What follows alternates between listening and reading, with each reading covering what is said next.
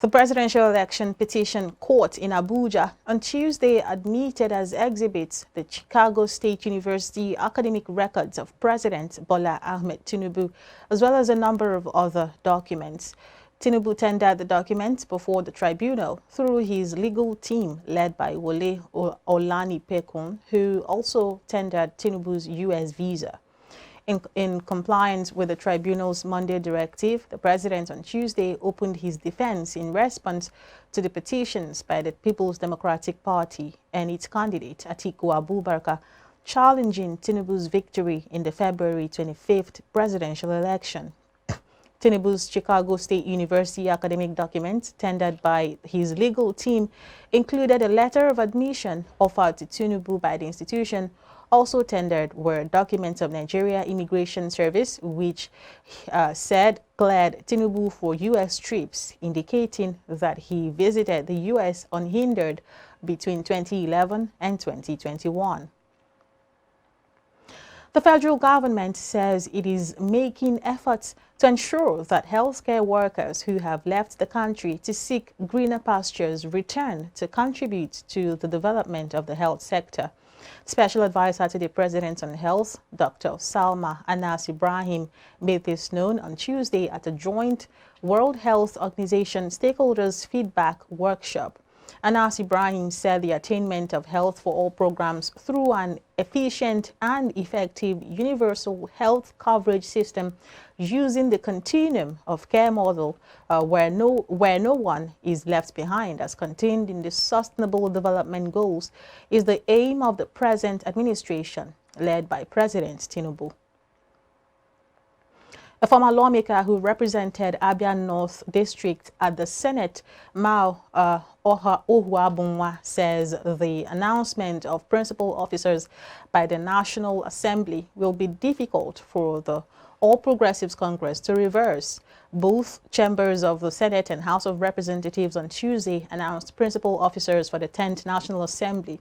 Shortly after the announcement, the APC leadership claimed there was no proper consultation by the Senate President, Godswill Akpabio, and the Speaker of the House of Representatives, Tajuddin Abbas, before making the announcement.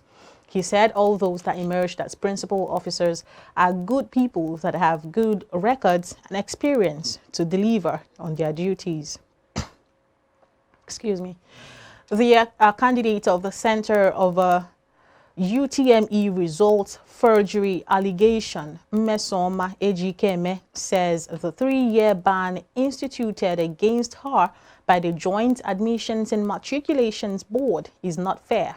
The 19-year-old claims her results notification slip for the Unified Tertiary Matriculation Examination showing a score of 362 out of 400 was printed from the JAM results portal. But the board argues she is parading a forged result on a template it discontinued in 2021. However, the board is insisting that her official score is 249, while insisting that her result is patently fake, saying it had withdrawn her result and consequently barred her from writing the examination for the next 3 years. JAMB spokesman Fabian Benjamin said its records indicated the candidate had sent a series of messages to the board's automated telecom system, including the results showing an aggregate of 362. Elections in Nigeria are oftentimes trailed with a backlog of issues that generally lead to litigations.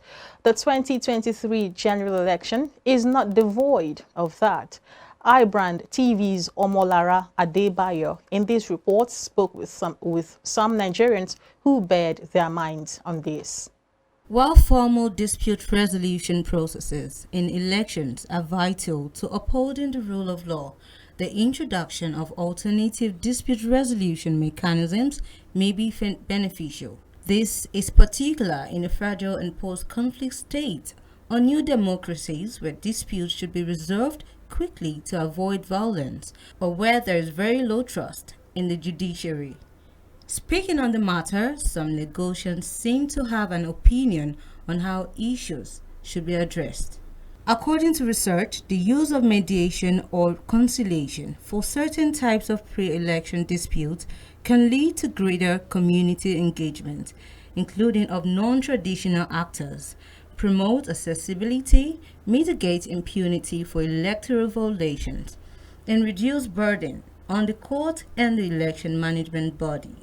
However, some Nigerians are still feeling that the use of mediation may not properly address the issue.